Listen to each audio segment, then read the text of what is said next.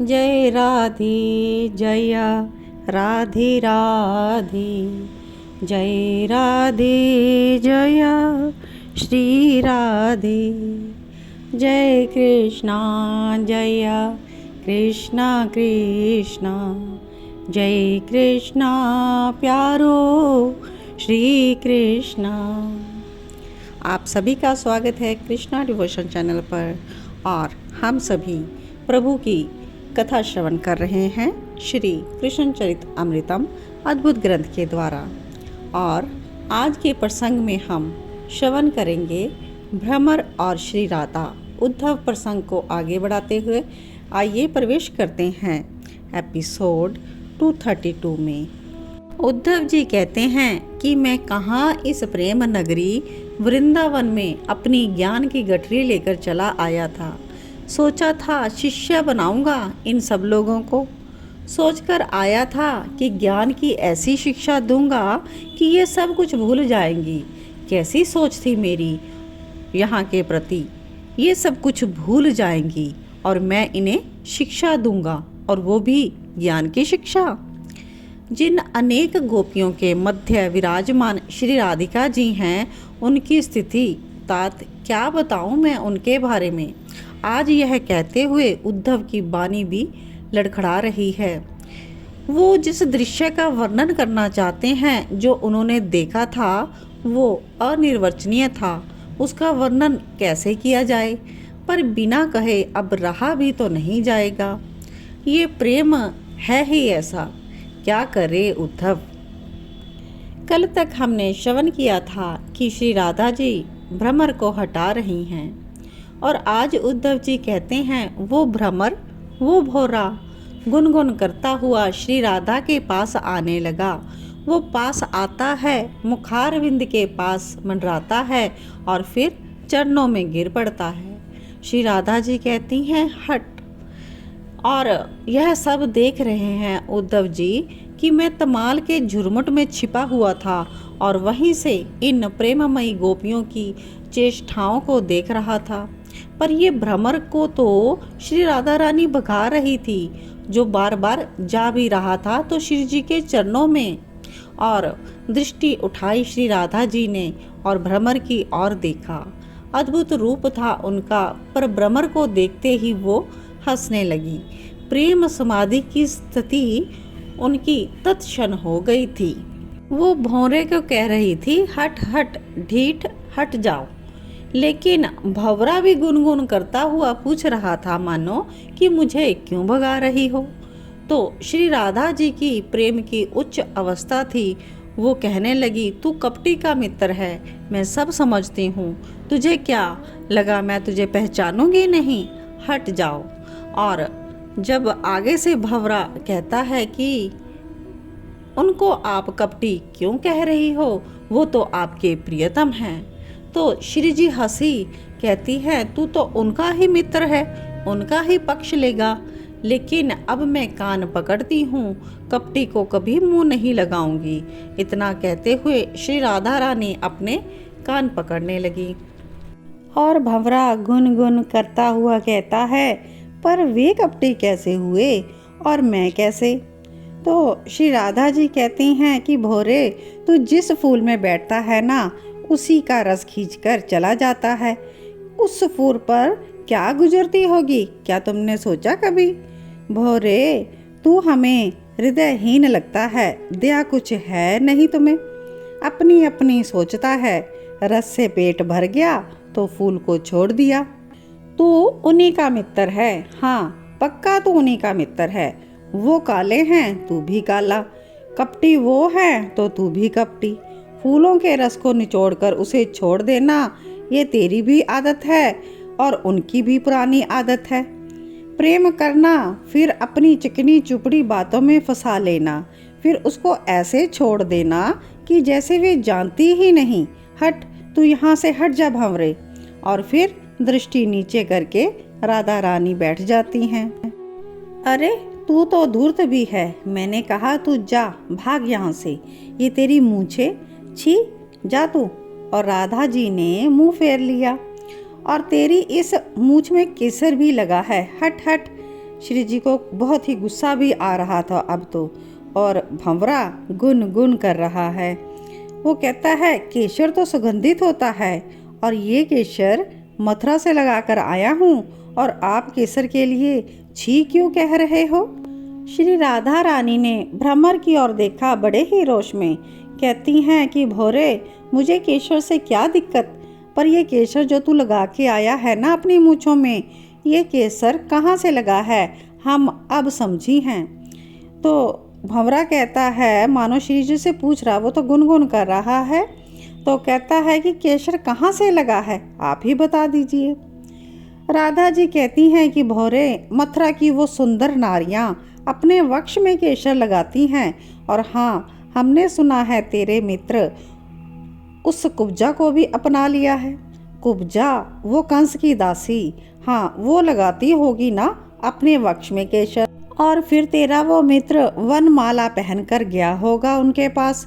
उस सोत ने तेरे मित्र को आलिंगन किया होगा। अब आलिंगन तो आलिंगन है, वक्ष का केसर लग गया माला में, और उन माला के पुष्पों में तू बैठा होगा, और केसर तेरी मूँछों में लग गया, और तू सीधा हमारे पास आ गया। सोत के वक्ष का केसर हमें क्या दिखा रहा है भंवरे, जा तू जा यहाँ से। श्री राधा रानी ने अपना हाथ झटक कर कहा तो वो भ्रमर उड़कर चला गया। लंबी सांस ली श्री राधा जी ने और अन्य सखियों से कहा, वहीं से आया था, उन्हीं ने भेजा था, कपटी का मित्र, अच्छा हुआ चला गया। उद्धव जी कहते हैं कि तात मुझे रोना आ रहा था। अब इन महान प्रेम योगिनियों को मैं क्या समझाऊंगा, क्या कहकर समझाऊं। मैं तमाल वृक्ष के झुरमुट से देख रहा था महाभाव स्वरूपा श्री राधा रानी को, और सुन रहा था उनके द्वारा गाए गए इस प्रेम के महागीत को। पर ये क्या, वो भ्रमर तो फिर आ गया और वही गुन गुन फिर वो कर रहा है। भ्रमर गीत का प्रसंग आगे कंटिन्यू है, और इसीलिए हम भाग 233 आगे कंटिन्यू कर रहे हैं। अद्भुत भ्रमर गीत उद्धव प्रसंग। प्रेम की साधना अवस्था में कुछ मर्यादाएं होती हैं। साधक उन मर्यादाओं का पालन करता हुआ दिखाई देता है, पर सिद्धावस्था में सारी मर्यादाएं टूट जाती हैं। वहाँ केवल प्रियतम, साधन अवस्था में प्रियतम मात्र प्रशंसा का पात्र बना होता है। प्रिय, प्रेष्ठ, नाथ, वल्लभ, रमण, बस यही पुकार चलती है। पर सिद्ध अवस्था में इन मर्यादाओं का टूटना स्वाभाविक सा लगने लगता है। फिर जहाँ साधना अवस्था में स्तुति ही थी, वहाँ सिद्धावस्था में गालियाँ भी मिलती हैं प्रीतम को, क्योंकि गाली देने के लिए अब कोई और बचा ही नहीं। अब तो वही है, फूल प्रियतम है तो कांटे भी प्रियतम हैं, और अब अच्छा ही नहीं बुरा भी प्रियतम ही हो गया है। श्री राधा रानी प्रेम की सिद्ध अवस्था है तात। भ्रमर गीत कोई सिद्ध प्रेमी ही गा सकते हैं। इस तरह की भाषा सिद्धों की ही होती है। साधक तो प्रार्थना करता है, पर सिद्ध। अब सुनो, भ्रमर गीत उस गुनगुन करते हुए भ्रमर को श्री राधा रानी ने जो सुनाया, मैं तो उस भाव समुद्र की था ही ना पा सका था। और अब उद्धव जी विदुर जी को यह अद्भुत प्रेम गीत सुना रहे थे। वो भ्रमर गुन गुन गुन करता हुआ फिर से लौट आया और श्री राधा रानी के चरणों को चूमने लगा। और श्री राधा रानी डांटते हुए कहती हैं, हट, अरे कपटी के यार, तू फिर आ गया। मैंने कहा ना तू जा यहाँ से, क्यों बार बार आ रहा है, जा। तो आगे कहती हैं कि अब मैं समझी, तू ये गुनगुन करके हमें अपने मित्र की कथा सुना रहा है, पर नहीं, हमें नहीं सुननी। बहुत सुन लिया, बहुत गा लिया, बहुत देख लिया तेरे यार को। अब बस हमें क्षमा कर और जा, अपने मित्र को कह दे वहाँ कथा सुनाकर कोई लाभ नहीं, क्योंकि वो सब जानती हैं। जब यशोदा मैया के यहाँ बधाई हो रही थी तब से जानती हैं, जब माखन चुरा कर खाता था तब से जानती है। इसलिए अब रहने दे, नख से सिख तक कपट के सिवा और क्या है तेरे मित्र में, बता भोरे। गुन गुन गुन पर क्या कपट किया, भंवरा कह रहा है मेरे सखा ने। आपको वो अभी भी चाहते हैं, इसलिए तो मुझे भेजा है आप लोगों के पास। मानो श्री राधा रानी को भंवरा संदेश दे रहा था। और भंवरे की बात सुन सुखी हंसी हंसती हैं श्री राधा रानी। क्या कपट किया? अरे इस जन्म की तो छोड़ो, तेरा यार तो जन्म जन्म का कपटी है।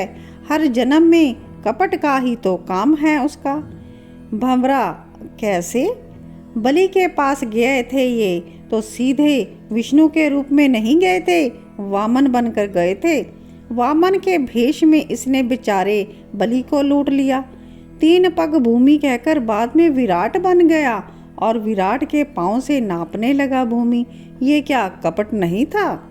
उद्धव विदुर जी से कहते हैं कि तात, मैं तो आश्चर्यचकित क्या सोचकर आया था। मैं इन सबको बताऊंगा कि श्री कृष्ण भगवान हैं, पर इनको तो पता है कि वामन श्री कृष्ण ही बने थे।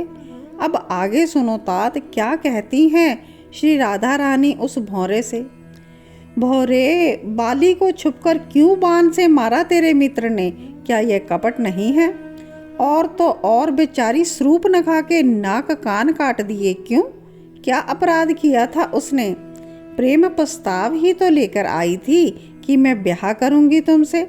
ये क्या अपराध है स्त्री को एक अबला को विरूप कर देना? कहाँ का न्याय है? ये क्या कपट नहीं है? ये कहते हुए अत्यंत रोष से भर गई श्री राधा रानी और आगे कहती हैं, हमारे साथ क्या किया? तुझे दूत बनाकर भेज रहे हैं वृंदावन में और स्वयं कुब्जा के साथ विहार कर रहे हैं। अपने मित्र को तू समझाता नहीं है? कुब्जा भी कहीं प्रियतमा बनने के योग्य है? इतना कहते ही श्री राधा रानी हिलकियों से रोने लगी और भंवरा गुन गुन गुन कहता है, आपका दुख कम होगा, मुझसे अपने प्रीतम की कुछ चर्चा सुन लीजिए। तो दीन भाव से भर गई हैं अब श्री जी, हाथ जोड़ती हैं भंवरे को और कहती हैं, हमें उसकी कथा चर्चा सुनने से क्या मिलेगा तुझे? कहती हैं, सुनानी ही है ना तो कुब्जा को सुना, महारानी बना लिया है तेरे यार ने उसे सुना, खूब गहनों से लाद दिया होगा उसे, उस सोत को सुना ये सब कथा। वो देगी तुझे पुरस्कार, हम क्या दें, हमारे पास क्या है तुझे देने के लिए। हे भंवरे, हम तो वनवासिनी हैं, हम तो वृंदावन में रहने वाली हैं, हमारे पास क्या मिलेगा तुझे। जा भंवरे जा, चला जा। उद्धव, कहीं श्री राधा रानी उस भ्रमर के बहाने से तुम्हें तो नहीं कह रही थी? अब विदुर जी प्रश्न करते हैं उद्धव से। उद्धव कहते हैं, तात मुझे भी यही लगा। मैं वहां से जाने लगा तो श्री राधा रानी ने उस भंवरे से कहा, जा जा मधुप जा, हमें सुनाने से तुझे परिश्रम ही होगा व्यर्थ में, तू जा और सुन। इसलिए तात मैं रुका और फिर श्री राधा रानी की बातें सुनने लगा। वो कहती हैं कि जिस कथा को तू गुनगुन करके सुना रहा है ना, उसमें तो बड़ी मतता है।